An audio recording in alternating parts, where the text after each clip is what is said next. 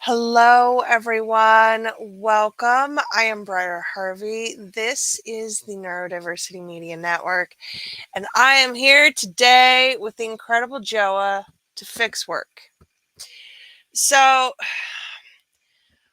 we talked last week about solopreneurs and freelancers and small businesses.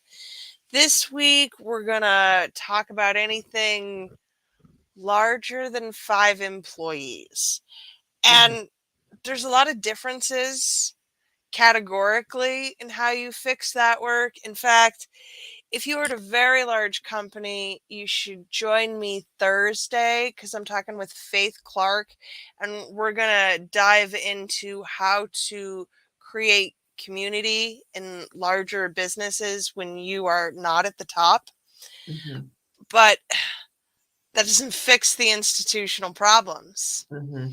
And that's what we're here to do today, is to talk about. I mean, and we were doing it before we hit record.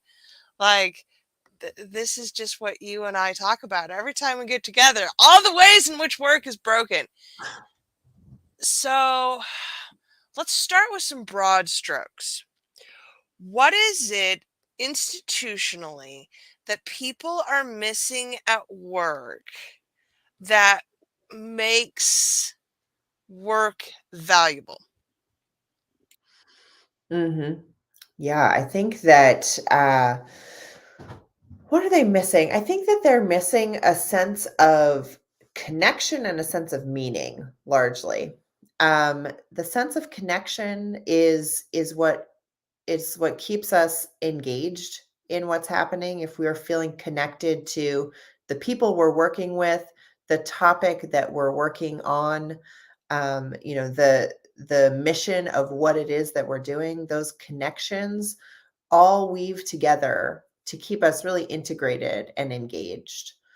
And I think that the meaning making comes from those connections. The meaning making is about how it is that we kind of answer questions in our own minds of, well, why am I going to work? What am I doing here? Right. And I think that a lot of the narrative around work um, coincides with narratives around purpose. What is our purpose? And I think that ultimately, when we spend 8 hours a day, 8 to 10 to 12 hours a day doing a thing day in and day out, that's a huge percentage of our lives. And, are we doing it just so that we can make money and then live our lives outside of that? Or are we doing it because the things that we're actually doing for those 8 to 10 to 12 hours a day are something that actually create meaning for ourselves? So, how does an institution help to craft meaning? Well, I think that one of those ways is around the mission of what it is that they're doing. I think that there's been a lot of spotlight, more recently on what is the mission, what is the value of what it is that an organization is doing. And I think that that is one of the ways that you sort of draw people in who are going to want to contribute to that. So, at an institutional level, I have to indicate the ways in which people will be able to contribute value to my organization. Hmm. Hmm. Well, we're fucked because they don't understand that. The organizations don't understand No. that? Yeah. So let's unpack. Mhm.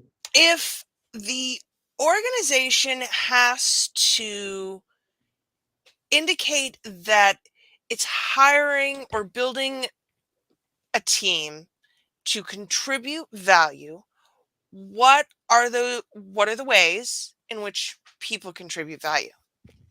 Mhm.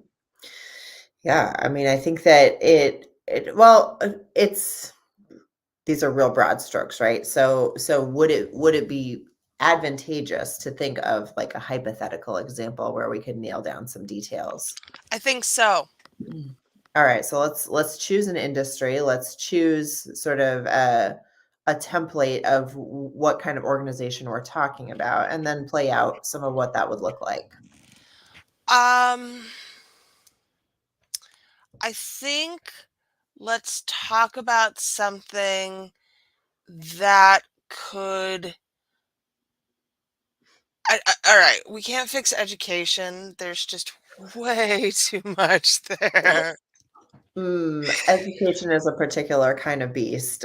And then we talk about what level of education. Are we talking about early childhood education? Are we talking about university level like we were Right. just I, just spitballing about? Right. I don't think there's fixing education.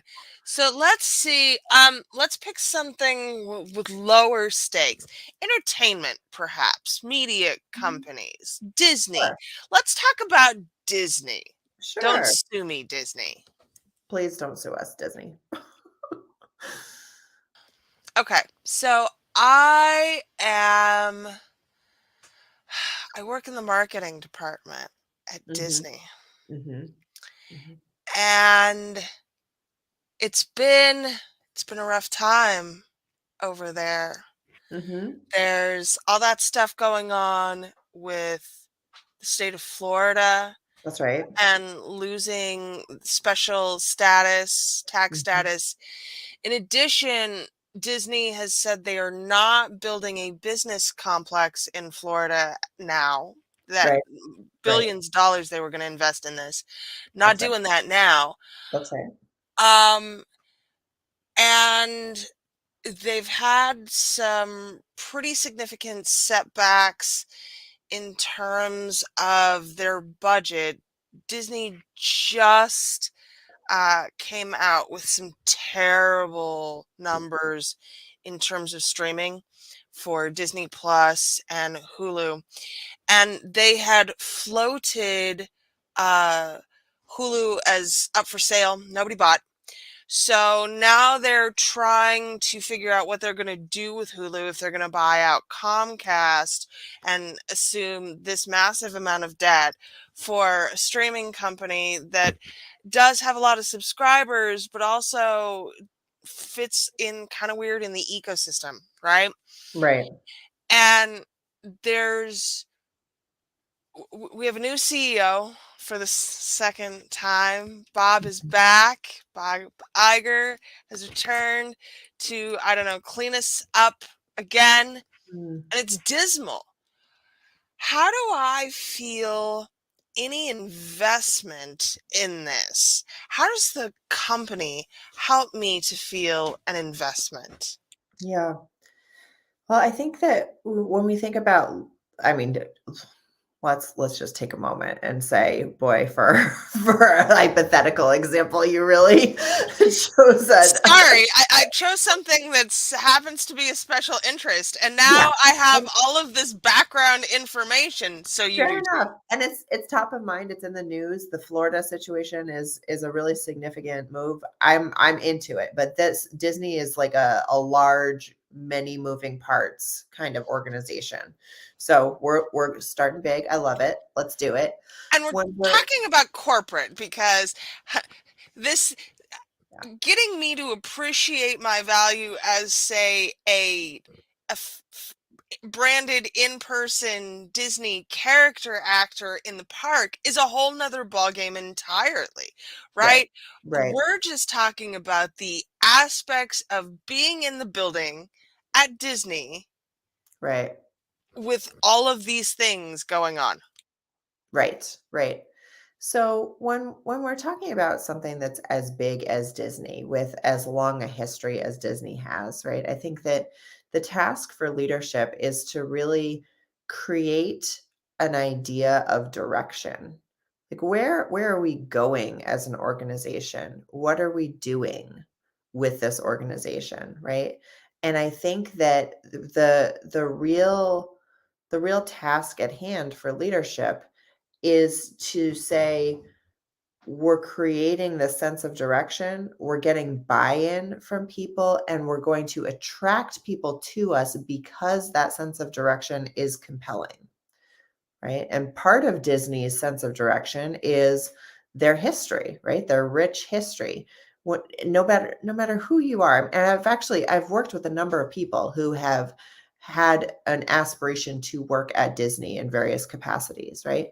And almost across the board, anybody who I've talked to who falls into this category wants to work there because it's quote Disney, right? Right. It's the name, it's the idea, it's this what they represent, right? And so like then you need to dig into, okay, well, what do they represent, right? If you are trading on your name and your reputation and your history, then what do all of those things represent and how do you convey that to the people who are coming on board?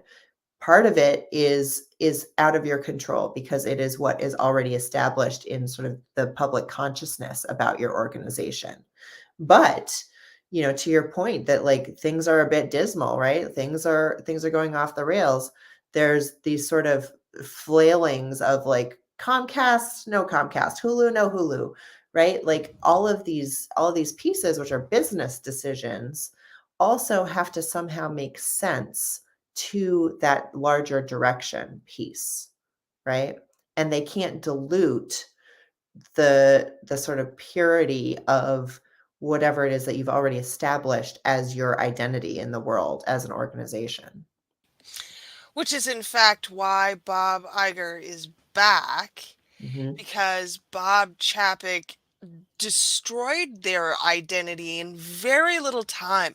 There is, it's really critical here, I think, that we understand that the identity of something shapes our relationship with it as an entity when it comes to the work, mhm, which shapes how motivated I'm going to be to do that work. And it's not always going to be smooth sailing. mhm. So, what do we do when everything seems to be swirling the drain pipe to get us back into even footing? Right. Exactly. And with that very idea in mind, it makes a ton of sense to be bringing back somebody who had a previous good track record, right? To sort of course correct, do some of this damage control in order to be able to get back at least to where we were before the damage started, right? If not even a little further along.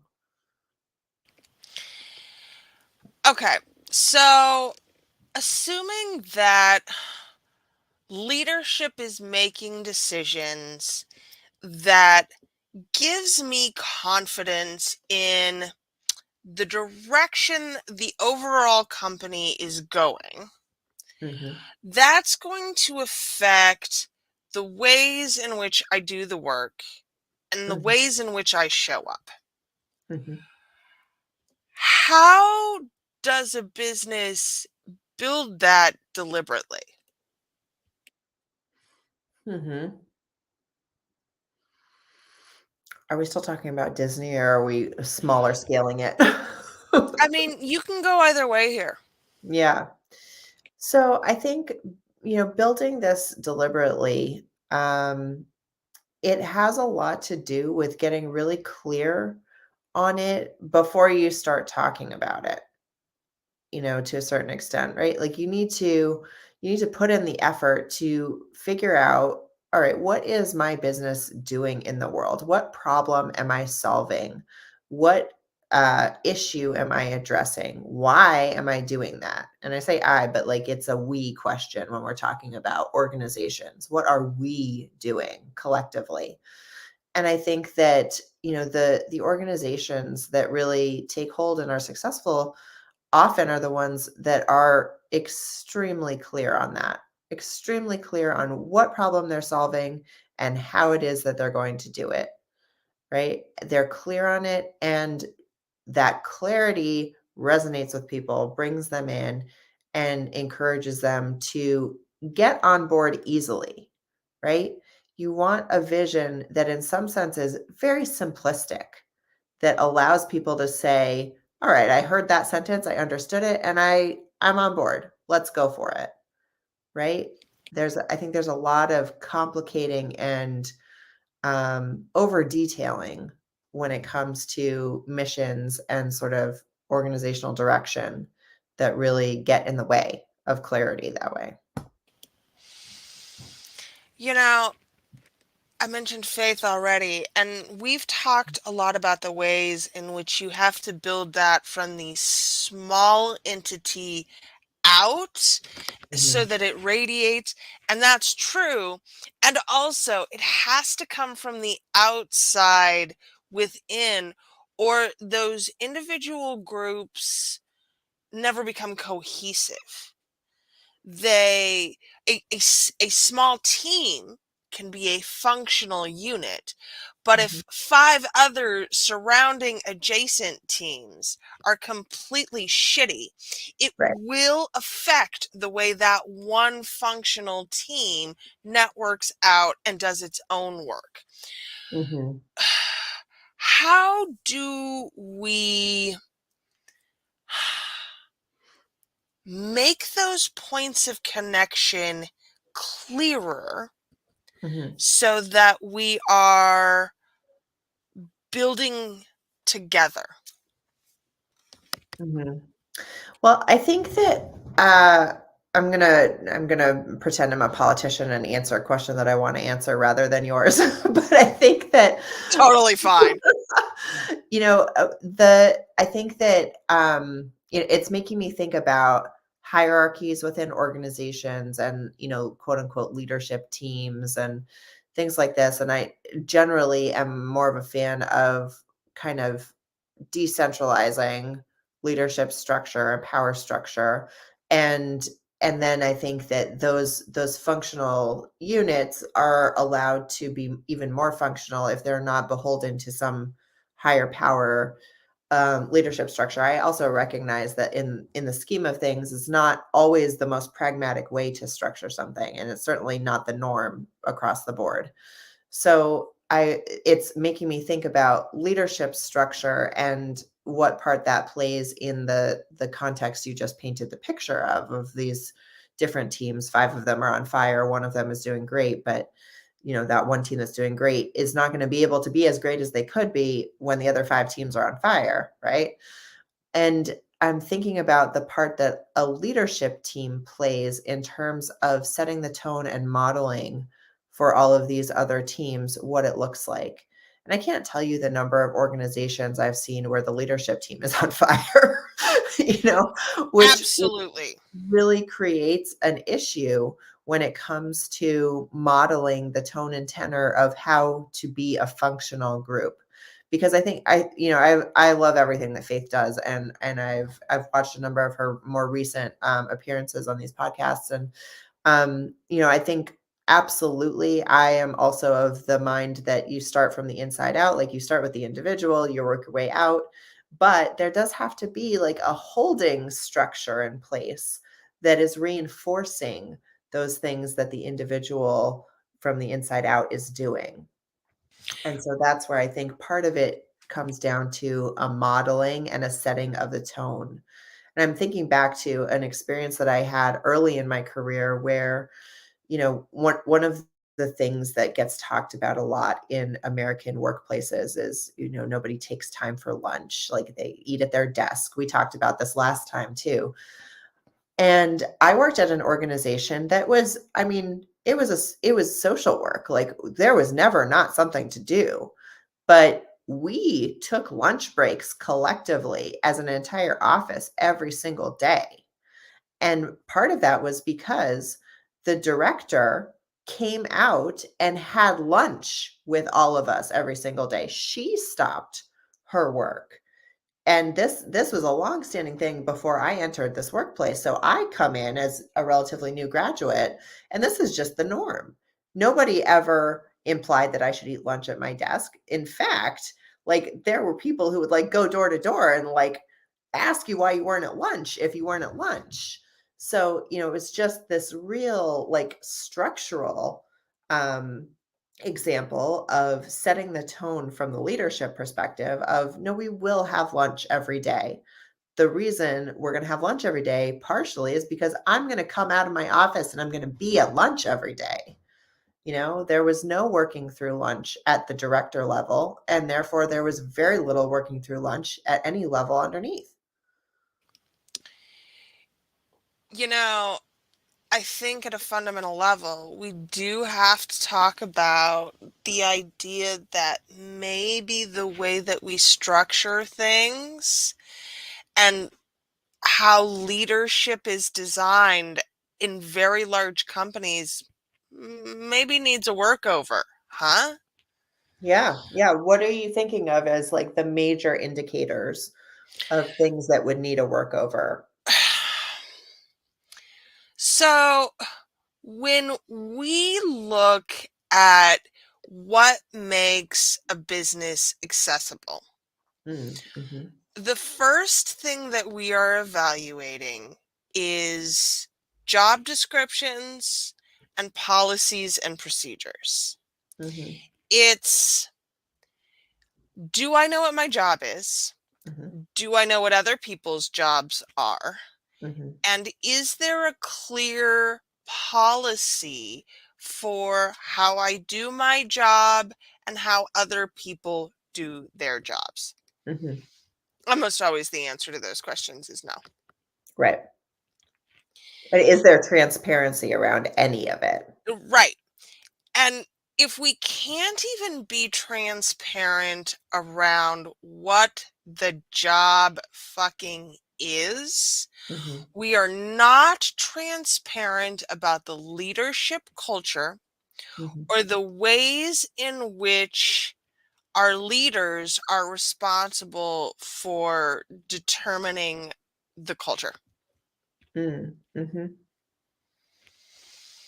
And Faith talks about that from a middle management perspective, which is fabulous. And truly, if we're talking about very large companies, then this has to come from the CEO and the C suite and the board.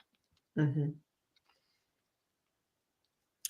And that is not the way companies are currently designed in mhm, this country mhm, or in most countries, I don't think.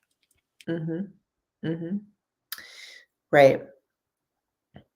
I think that the accountability and responsibility of leadership often gets lost, and leadership and an increase in structural power sort of ends up sort of being synonymous with not having to be accountable to anybody anymore, having greater and greater latitude to just do what it is that you want to or see fit in the moment to do. So I think that, that's part of the reason why I think hierarchy in these situations is kind of damaging, because it's very hard culturally to kind of shake that notion. No matter, and you have to work harder to sort of create these structures and checks and balances to sort of work against the cultural norms. Well, and at the end of the day, so much of this comes down to pay and pay structures, right? Mhm. Mhm. If the CEO is making 40 million a year Mhm. and our lowest level employees are making less than 40,000 a year and cannot survive on that job alone, Right. then there is a problem with the ways in which we are operating as an entity. Mhm. Mhm. Absolutely. Absolutely. So, this is a big question, which you may not have an answer to, but I am curious. Like, is there a reason that you feel that salaries have not kept up with the level of productivity expected? Mm, well, I think that there's a lot of reasons to it.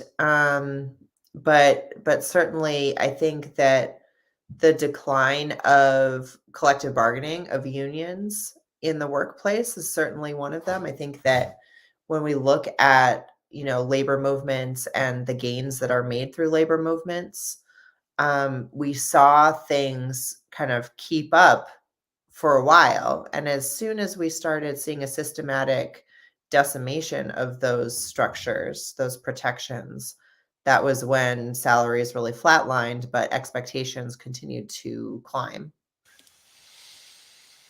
Well, and we've talked about the number of hours that individuals work, Mhm. much less individuals in a corporate structure. And if this is the expectation that we have all of the time, and there are no boundaries around work, and there are no unions for white collar workers, how do we fix this?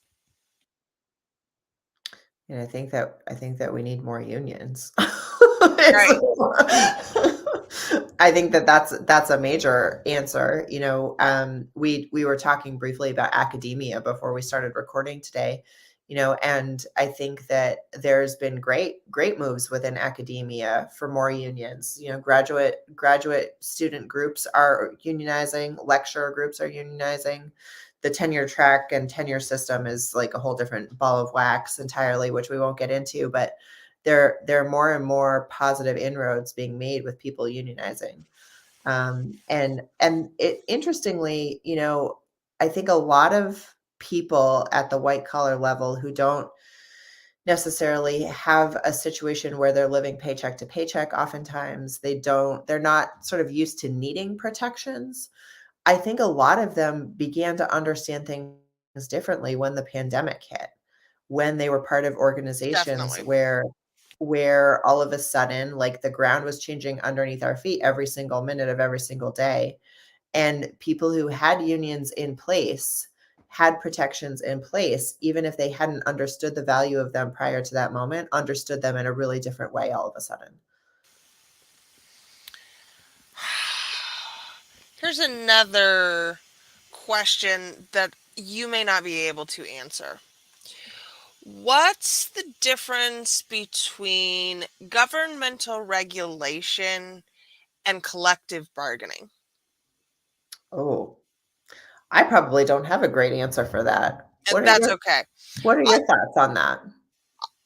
truly, I think I'm going to add that one to the list of whys. I've got my partner is working on a show about history, and I may have to ask that one Mhm, because there's really something here where coaching right now is a hot button issue, and a lot of people are mhm, talking about how desperately it needs to be regulated as an industry.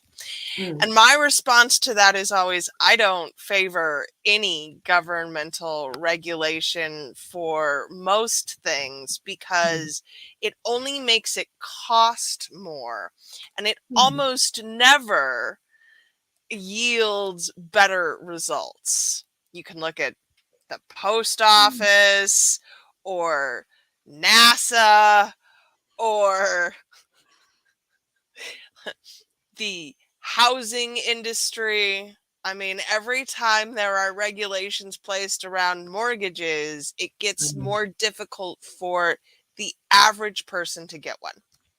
Hmm. So I Environmental protections? What about that one? So that's a good question. I tend to believe that this is a place where the consumer should Mm, put their money where their mouth is because companies are much more likely to change business practices because their consumers have revolted than their governmental regulations. And Nestle is one of the best examples of that because hmm, I truly think Nestle is evil as a company. And I don't use that word lightly, mm, evil. And the only thing that's ever markedly changed their behavior is local demonstrations and protests, not regulation. Mhm. Mhm. So I think that that said, collective bargaining allows a group of people to come together and say that these are our needs and we won't go forward until those needs are met. And I think the writers' strike right now is a really great example of this, because what they're actually trying to negotiate isn't how much they're getting paid, it's what the industry is going to do about AI and how they are going to prioritize the humans that are doing the work versus the robots. Right. So I think that when it's a collective action, we're much more likely to get the results that are actually net beneficial. Yeah.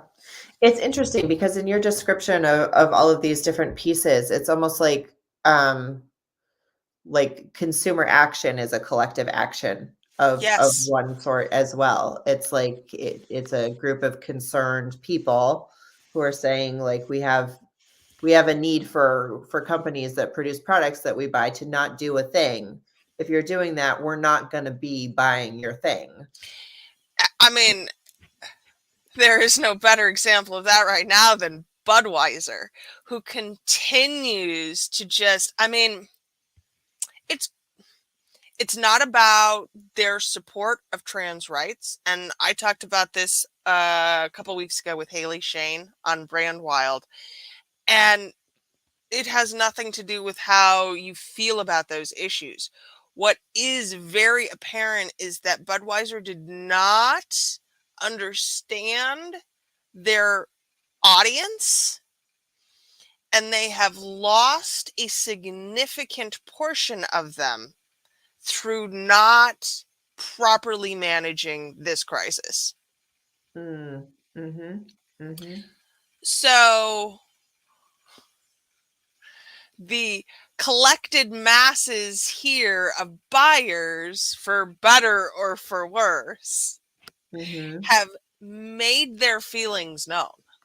mhm, And it will or won't change how Budweiser does business in the future, but it's certainly made people aware of how they're doing business now.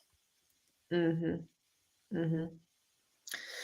Well, it's interesting that the commonality here is like this idea of collective, right? Like Right. we are coming together because we have a shared vision or idea of a thing, and we want to work together in order to enact something related to it.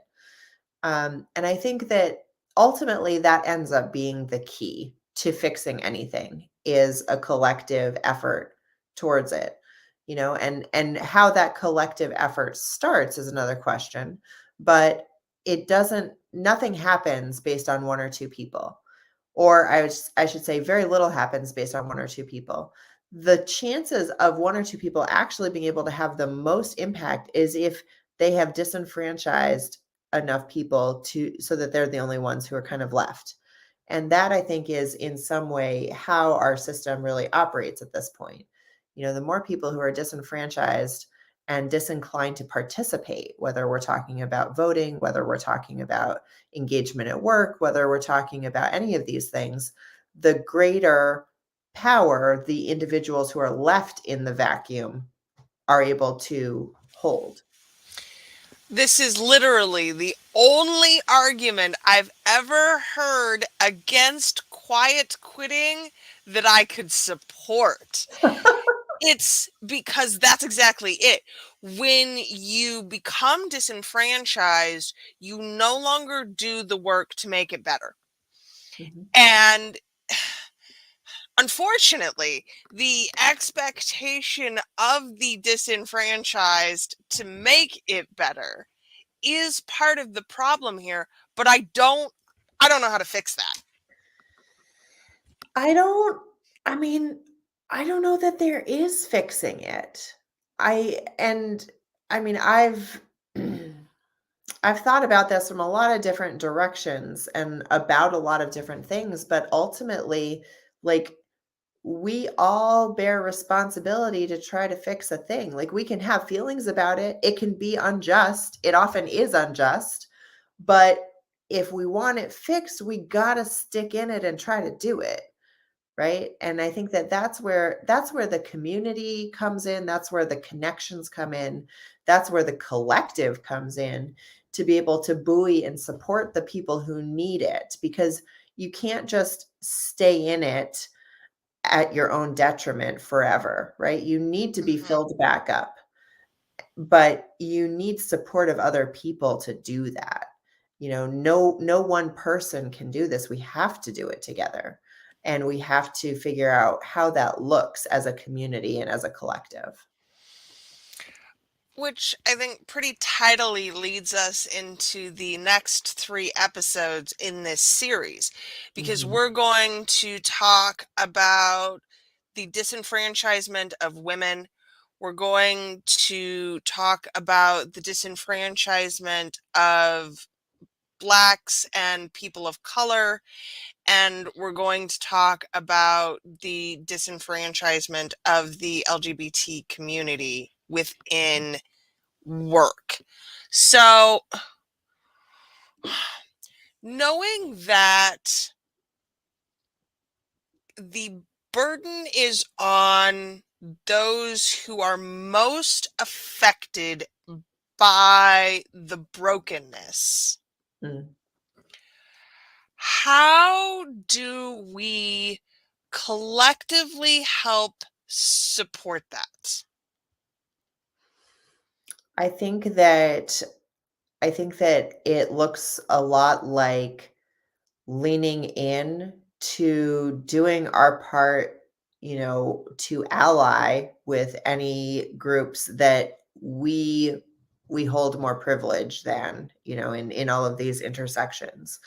And so while I would lean on male presenting folks in order to ally with me in situations where women are getting the short end of the stick in a situation, I would look to myself to ally with people of color to support that in situations where somebody who's white presenting is going to hold more power and more privilege to be able to support what they're doing. And I think that it's a lot of flexibility to be able to negotiate at these different levels and in these different positions, as we move through the world. I think, too, there is a lot of room for finding the intersectionality of these groups and Mhm, figuring out the ways in which we can support each other together. mhm, mhm. Yep, absolutely, absolutely. Forming collectives that are explicitly and intentionally diverse across all of these different areas, creates a much powerful whole than if we're to be siloed.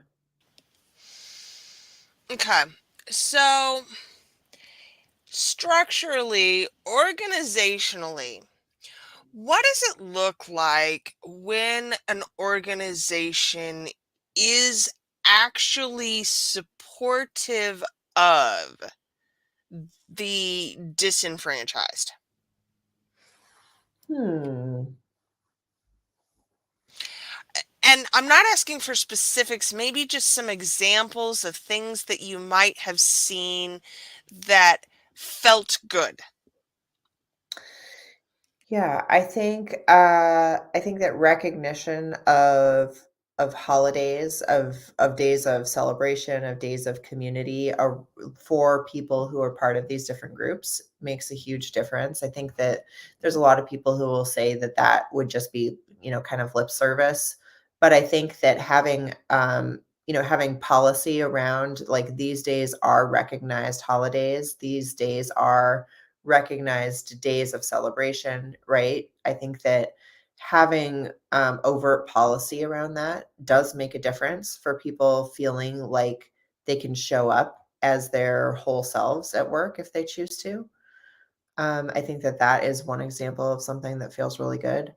I think that transparency around pay makes a huge difference for a lot of these things, because it gives people a sense of being able to understand the lay of the land and a sense that their organization takes it seriously enough to be able to disclose the information in a public or at least semi-public sort of way to everybody. Right. I would not even look at a job ad at this point in time that did not at least have some kind of pay window, right? Mhm. It doesn't have to be exact, but you gotta have some kind of range Oh, listed yeah. for me to believe that you actually do pay people Right. well and appropriately at this stage That's of the right. game. That's right, that's right, and it's interesting, I mean, as part of my job is to read a ton of job ads all the time, right? I'm always reading job ads.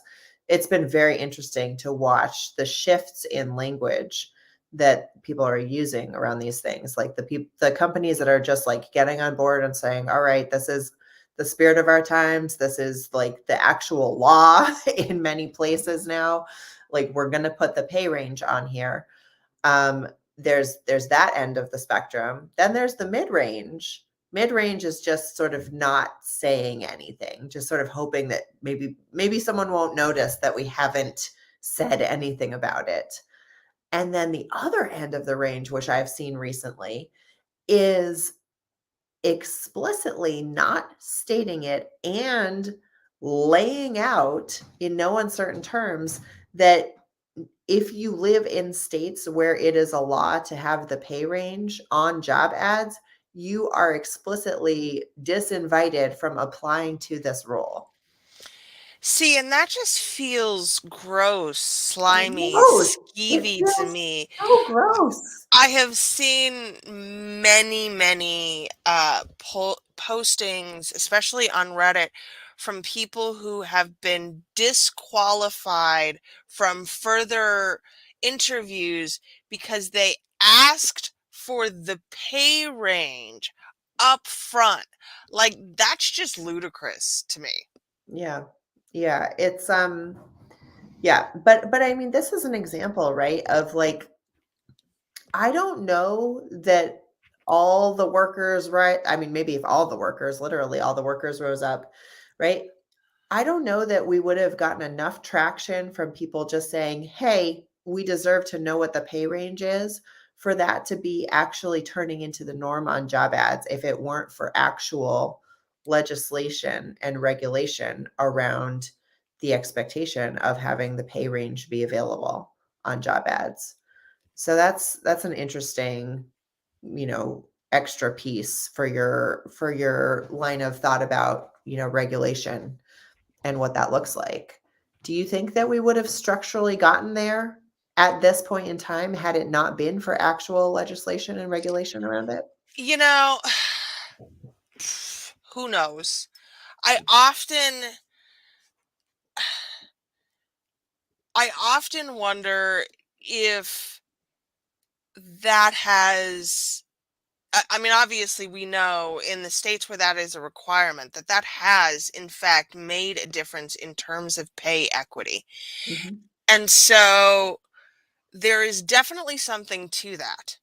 There is also, I think, an argument to be made here that now that we have established this, something else will come along to make this unnecessary, right? Mhm. I look particularly at like the legislation around AI and intellectual property and the fact that we will never be caught up on any of that stuff, especially with the way that AI is developing now.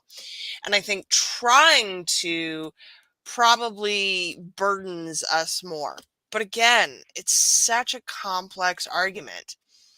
Mhm. So I don't Yeah. know. I do know that having a pay range at this point in time does make a difference. Mhm. And there are certainly places where you can advocate for legal requirements. And that is our very last episode when we talk about accessibility, That's right. right? Right. Because so much of what is required in terms of accessibility is because of the Americans with Disabilities Act.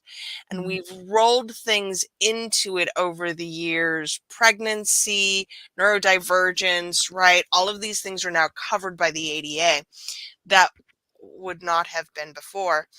However, pregnancy is a really great example because I can name a bunch of women I know who have been mommy tracked or terminated while pregnant, or even with those regulations in place, it hasn't forced better behavior.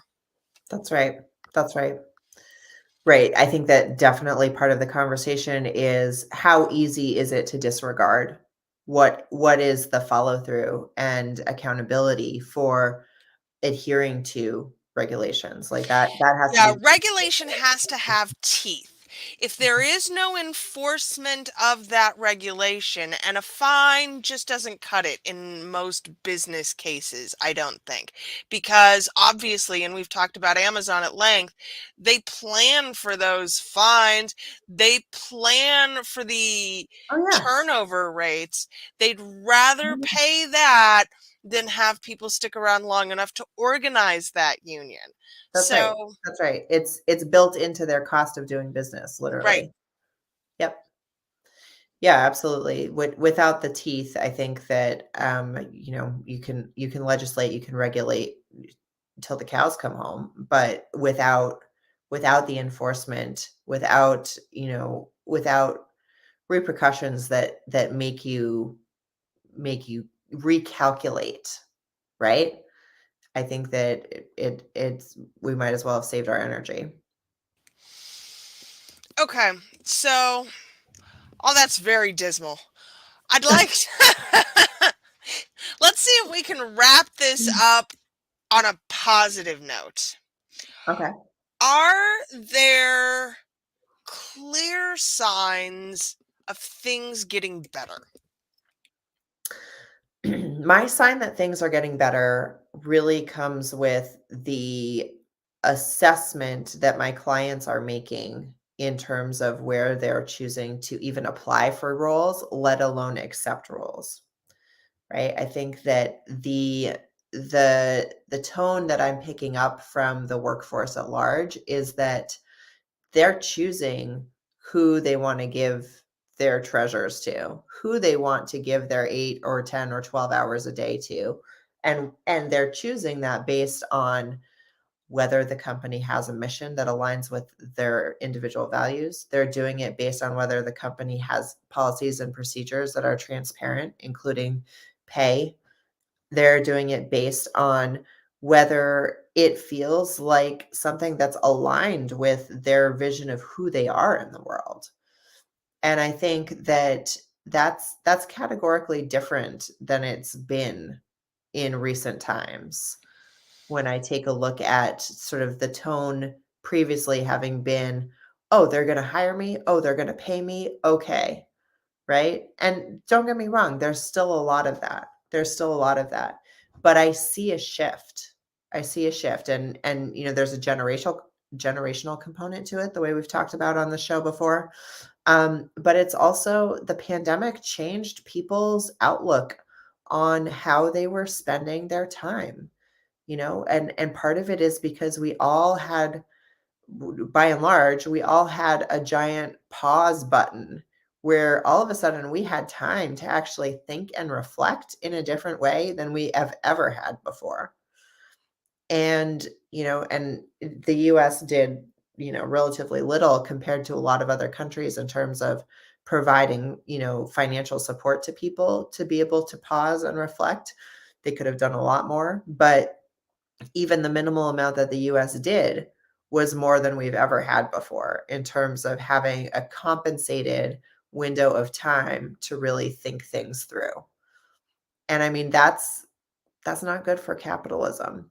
It's not good for the system to allow No, people to really reflect thoughtfully about what it is that they want to do with their time. you know, and here's what I come back to. The universal complaint that people don't want to work anymore. And that's old as mud, right? Mhm. We have tablets, bronze tablets about Ian Sears bad bronze. People don't want to work anymore. It's always been a thing.